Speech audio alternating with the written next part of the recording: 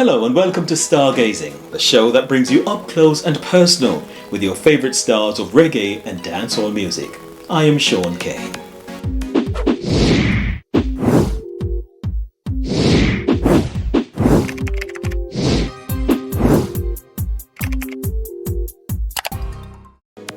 In this edition of the show, we'll speak with an artist who spent most of his time in the more bucolic reaches of Jamaica's world-famous Blue Mountains, meditating and writing inspirational songs. Let's take a look. Members of the Rastafarian faith have had a long association with reggae and dancehall music. They have contributed some of the most soul-searching and inspirational tracks that have awakened the consciousness of Jamaicans and several other nations. One of the artists that have been releasing conscious songs over the years is Rastafarian. He was born Omar Morrison in the community of Industry Village near Gordontown in St. Andrew. Industry Village, nestled in the lush green hills of the Blue Mountains, sits on the banks of the Hope River.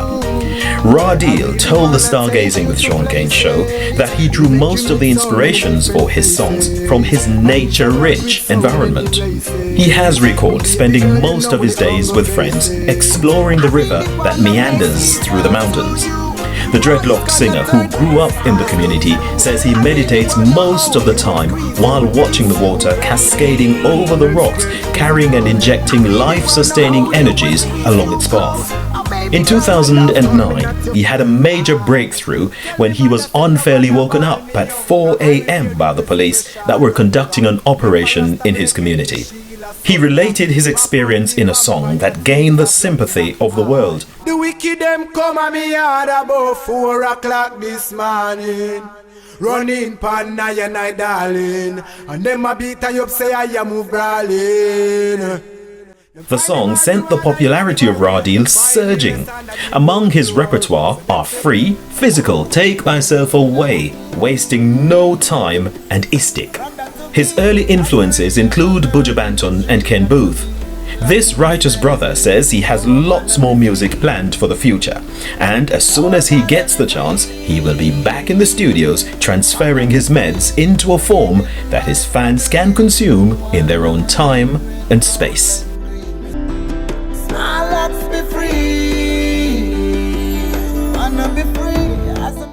Welcome back. Rastafarian, Wagwanza. Greetings, my lord, Rastafarian, impress men and I. Blessed love, give thanks. They are well and firm, you know? Well, the coronavirus has disrupted much of the music industry. In fact, no shows or events like those, which form a major part of the income streams of artists. So how are you coping at this time? Well, just meditating, you know what I mean, drawing closer to the Almighty in spirit and truth, because we're actually aware of, the chess game. No shows right now, and, we're coping because we're always, try to, connect with the Almighty, try to, look through how we can actually survive. Everything good still. I no worry. I happy, well fed, now suffer. Well, you were quite active back in 2009, 2010. Tell us a little bit more about how you got started in the business. Well, actually, I was always singing, and from back then, from little baby days, church and thing, and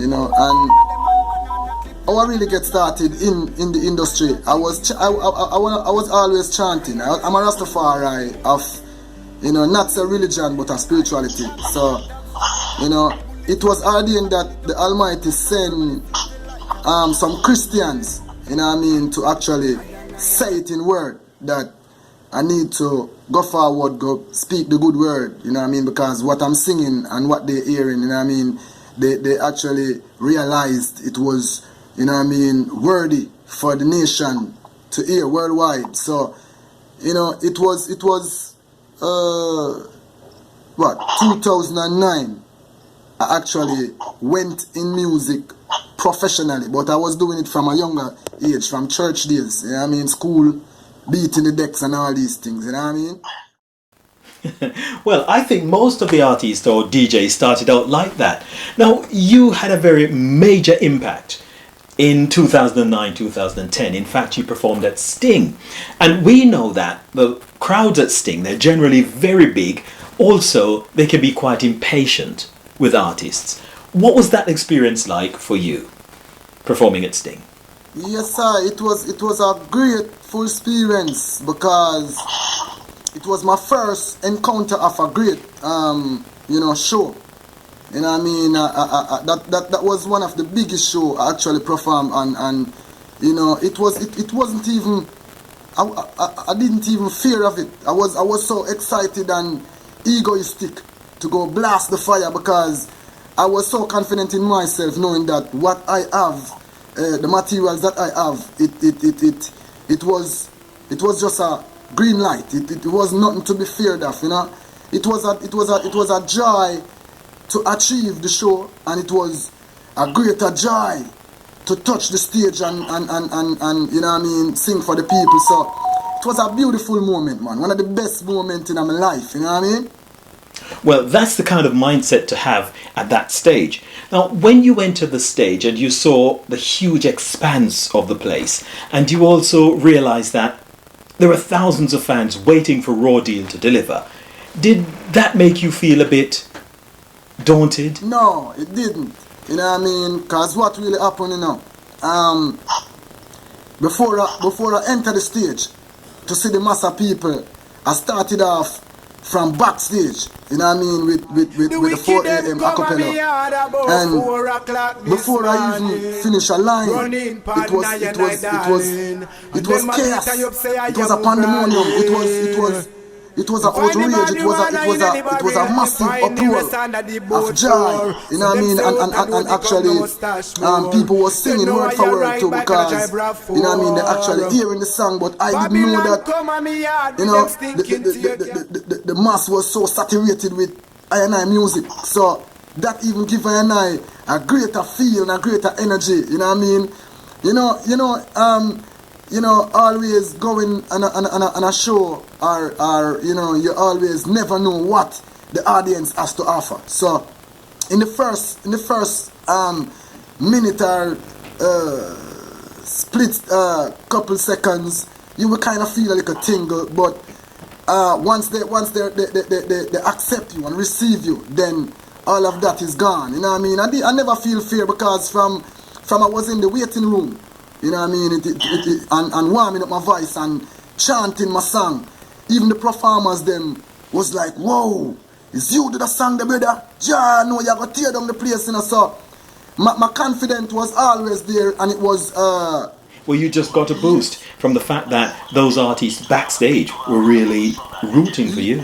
Yes, you know what I mean? So that even more concrete, the faith, and, you know what I mean? So it wasn't a shake inside of me, no time, you know? Well, that's a great way to make an impact. Definitely a big way. But before you showed intent that you were about to get into the music business, which artists would you say influenced your decision to do that? Well, actually, you know, Buju Banton. Buju Banton was my influence back then. I was listening to the radio and hear a song titled Browning, you know, and it was so put together, because I was very wise to know nice music, good music, talented artists, because I born with an awareness, you know. So it did Browning, and then it did Blackening. So right there it balanced the colors, you know what I mean, in the black community. You know, brown girl never feel less of themselves, black girl never feel less of themselves. So, you know, right there I was like, whoa, who that man ya? So I started to meds him, follow him, and thing, and the voice was so, melodic, and the gravel of the voice, you know what I mean? It just catch me, just captivate me, you know what I mean? And from then on, man, I start listening to Buju Banton and started to even sing his song in school, start to even, you know what I mean, impersonate his voice, you know what I mean, and you know, even when I singing, you're a Buju, you're a duplicate, you know what I mean, and from that we just take it on, you know what I mean? People around us doing the music too, and we take a little thing from them here and there, you know what I mean? But officially my cousin, I have a cousin where he was a little DJ in himself. He could do it well, but he never like it, you know what I mean? So he was the one who taught her and I how to, you know, approach it, how to move with that form of, you know what I mean, energy and them thing, you know? You mean how to ride the rhythm and them thing Yeah. there? Well, based on the nature of the music industry, young artists are supposed to learn from the older ones or the more seasoned ones. Now, I know you've had opportunities to hang out with more seasoned artists like Ken Boothe. So, what would you say are some of the things that you've picked up from Ken during your reasonings that might have helped to enhance your own performance and craft as an artist? Well, Ken Boothe, now what he taught her and I was, you know, integrity, you know what I mean, and, you know, focus in what you do, just be serious, you know what I mean, and Ken Boothe shows that, you know, it's nothing for us to be afraid of, and what he have been through, you know what I mean, him told us, him said, watch this, once you do your thing proper, once you conduct yourself, be you know, that obedient person, and you know, the road is not easy, and he give us a few important tips what we was going to encounter, you know, so we was fully aware of you know, what is to come if we actually serious going in the music, you know. So him actually, you know, firm us up in our mind, mentally, spiritually, physically, you know. That is Ken Boothe, you know what I mean, and respect the man there, you know, to the fullest, you know what I mean, and glad the very day when my friend Dan Dog from Standpipe actually carried me to Ken Boothe and introduced me to such legend, you know what I mean. Him taught us well, man. Ken is a man where when him start stamp all him foot and them thing there, you can see him in a different place, you know, spiritually. So him can teach a spiritual connection within self, projecting music, you know, to eye observation and what he has taught I and I, you know what I mean? We're going to learn from Boothe Banton, we're going to learn intelligence, you know, intellectual energies, and what Boothe Banton, you know, what I learned from him is that, you know, music is not something that you just come from your face with. You have to come from the soul, because whenever time I hear Boothe Banton, I not hear Boothe Banton sing from his mouth. I hear him come from a place, you know, and that is what him taught I and I, and him taught I and I that you don't have to have one of the finest, beautifulest voice. Just learn keys, and just do your best, and always put passion, you know, inside of what you're doing. You know, music is a passionate thing, and you have to put the passion inside of it. So that is what I learned from Boothe. Looking at the industry now and the kind of lyrics that the younger artists are putting out there, what would you consider to be some of the major strengths and even areas for improvement? Because you should be able to look at the industry now and say something like that, because you might be considered an elder in the business now. The music which we have from Bob Marley days, Jacob Miller, Peter Tosh, you name them greats, Jimmy Cliff, all these greats.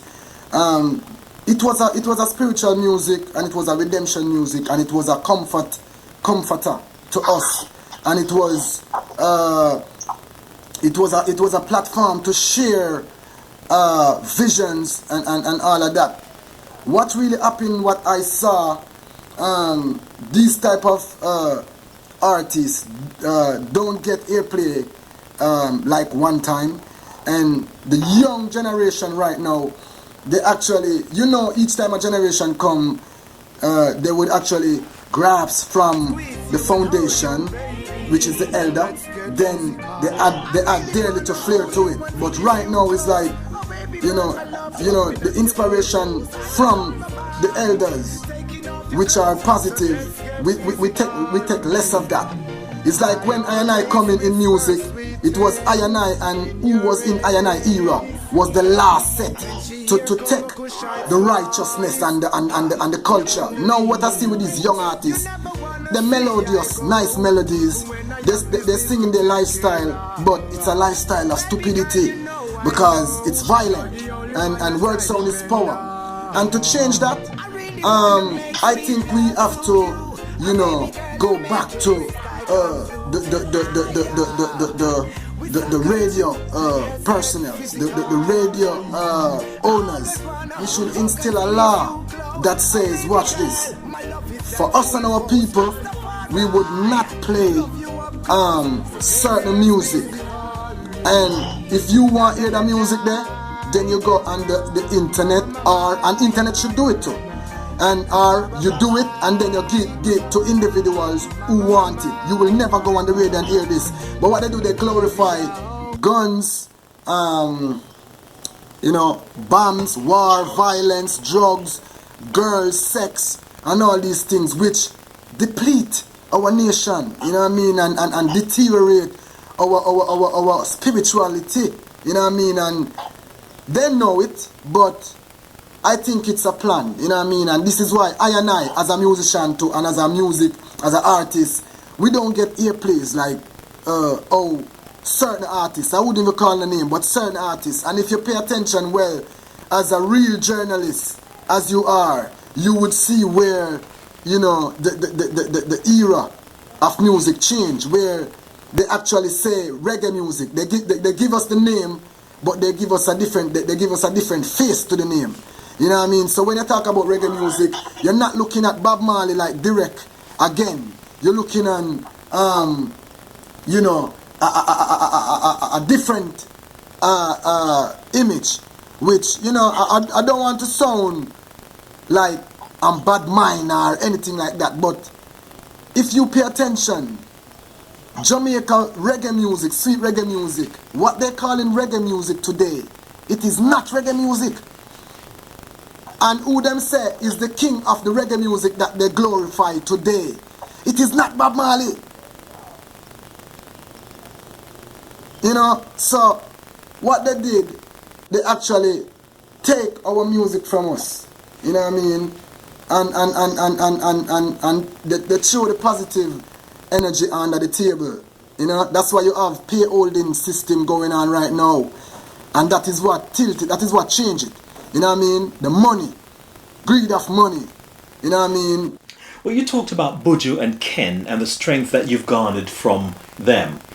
But looking at the way you were brought up, your upbringing, that's an even stronger foundation because that's where your values were inculcated. So tell us a little bit now about how your upbringing helped to prepare you for what you're doing now. The people around you, what did they say and do that helped you to develop the kind of mindset that you now have that is helping you to teach and help people to just do righteous things?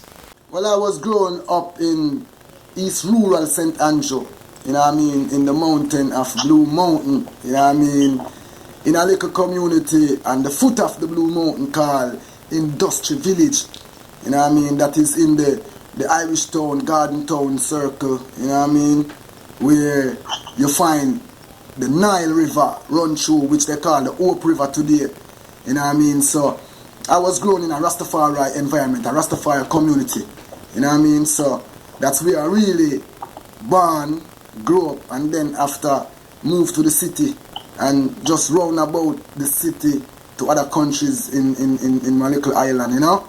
Well, Roddy, I just want to find out now the extent to which your family embraces your music.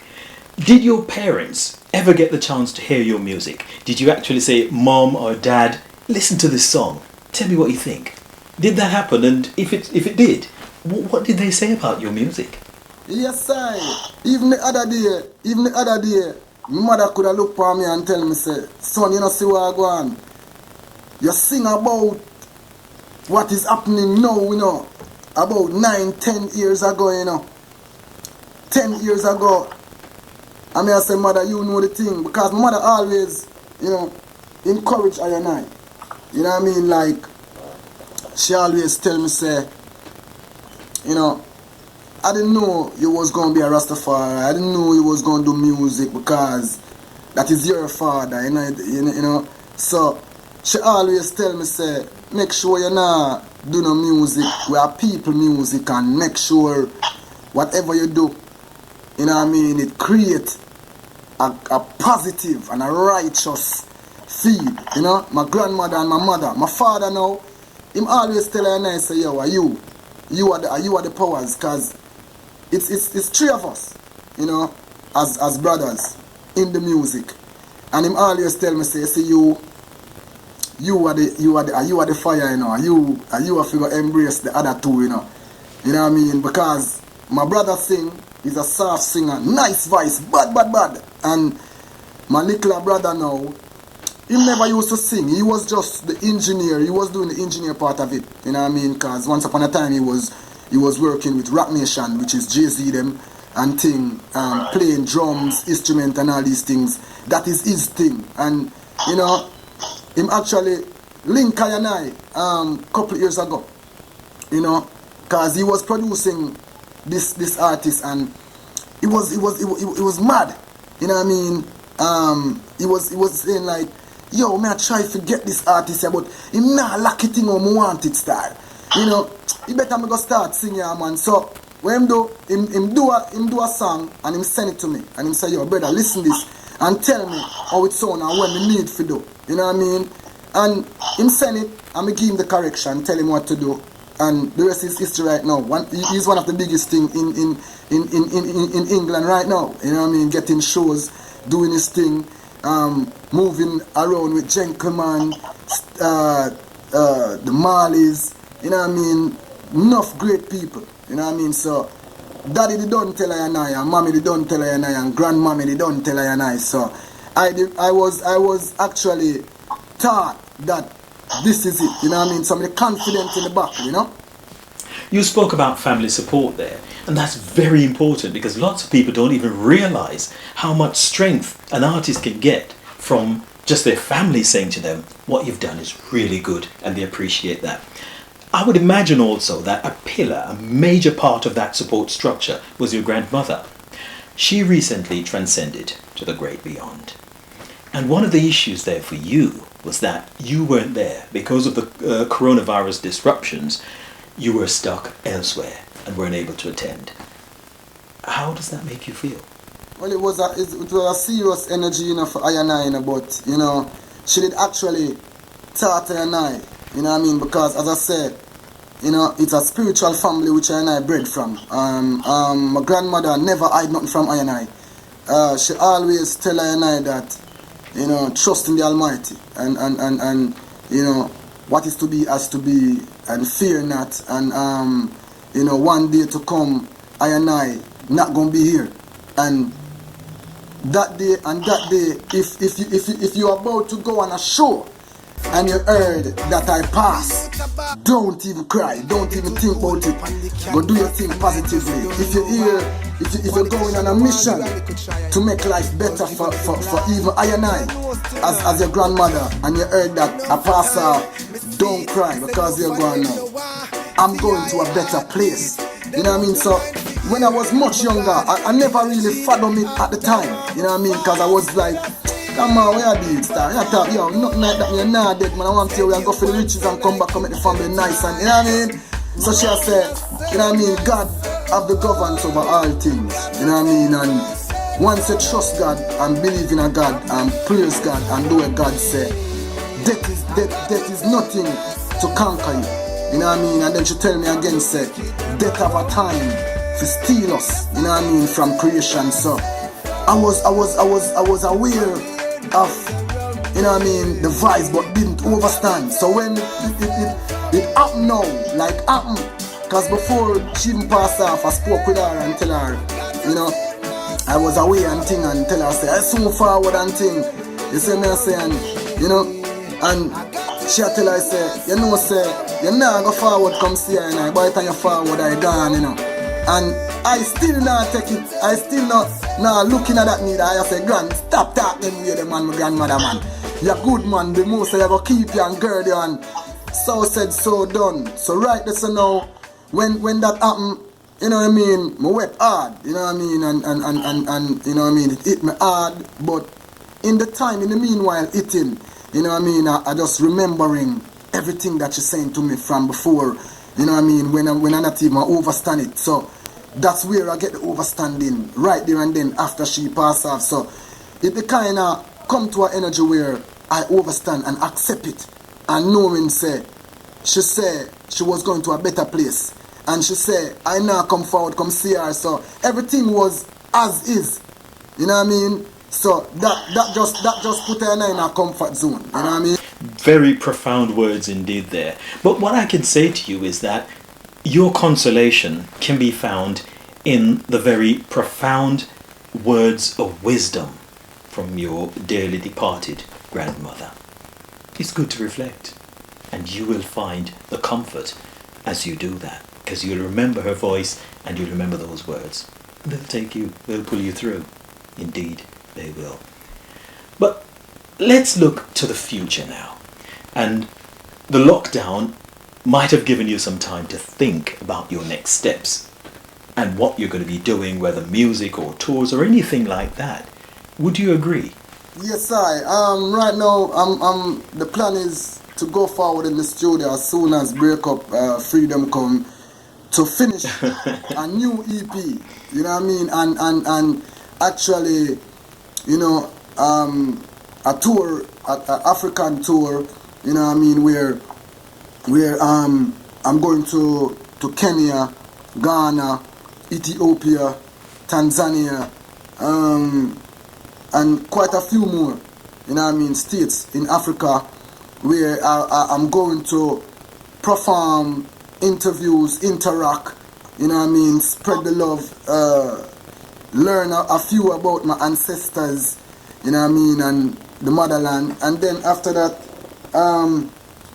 Europe, you know what I mean, just praying the Most High to, you know, keep us in one piece, you know what I mean, and you know, then after Jamaica now, because as the world can say, the point of creation, which is Jamaica, the center of earth, you know what I mean, there are so many, you know what I mean, confusion going on, and so many, you know what I mean, ignorance, you know what I mean, which was created by the system, which that is the plan for us to you know, create chaos in our minds. So I'm going forward now to try to bring light to ones and ones, which I was doing, you know what I mean, in from 2000, you know what I mean, to when I entered the music, because I always, in my community, I spend all of my life, and I never in an argument with no one, I never in a war with no one, I never hurt no one, I never, you know what I mean, I never get locked up by the law, I never disrespect the law, I never do nothing like that, you know what I mean, till people I wonder how comes I come forward in a community where so much chaos, and you know, I was the one who actually the elders look up to and listen to. I was the one who actually the younger babies them listen to. I was the one who actually the young men listen to, because I always bring peace, and I was tough too. I was a warrior. I was a gangster. And them know, because they hear people praise their night. In terms of your craft, did you have any formal training in voice and breath control and any other techniques like those that are required for you to deliver your songs comfortably? I know you attended the Edna Manley College for the Visual and Performing Arts in Kingston. How did that help with your development as an artist? I didn't know about breath control. Even when I was on the mountaintop chanting, you know, praising Rastafari, I didn't know about breath control, but I was catching the breath, not in the right spot every time, but sometime in the right spot. So I was schooled by Joy Fairclough, you know. This is a music teacher from Jamaica who actually, she's most popular, you know what I mean. And then I get the privilege to go to the Edna Manley School of Music, where I actually just top it off, you know what I mean, with all the importance. So it was a very important energy, because after learning breath control, you know what I mean, I find myself singing more relaxed, singing more loud, projecting more better, more clarity, less burn chest.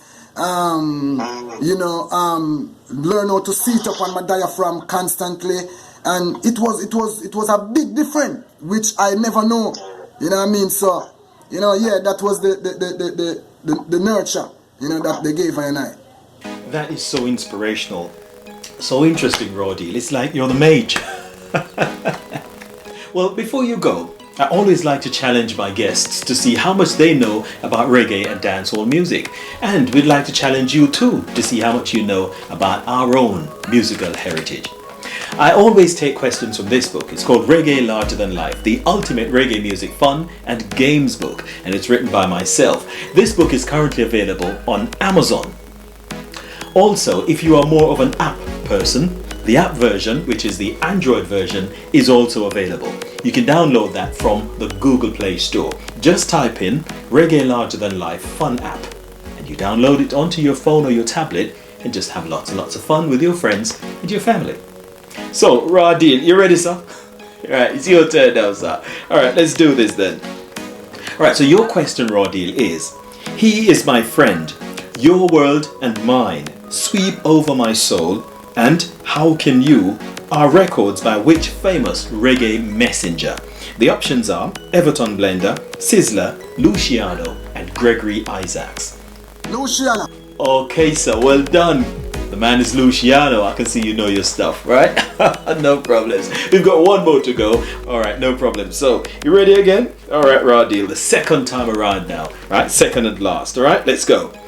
This Rastafarian artist came on strong in 2001, echoing the accolades of the virtuous woman. Tell us who this brother was. The options are Jamaican, Glenn Washington, Warrior King, and Sizzler. Warrior King. Warrior King is the answer, sir. Well done. I see you know your stuff, man. Warrior King is my brother in the music. That's very good of you. Well, thank you so much for being such good sport and also taking part in answering my questions. I put you on the line there. You weren't fazed by any of that and you came out smelling of roses, sir. Very good answers for both questions. That's very good. Very soon, you never know, your question might appear in my future editions. Great stuff, because you produce really great music as well. So, Raw Deal, thank you so much for being a part of the show.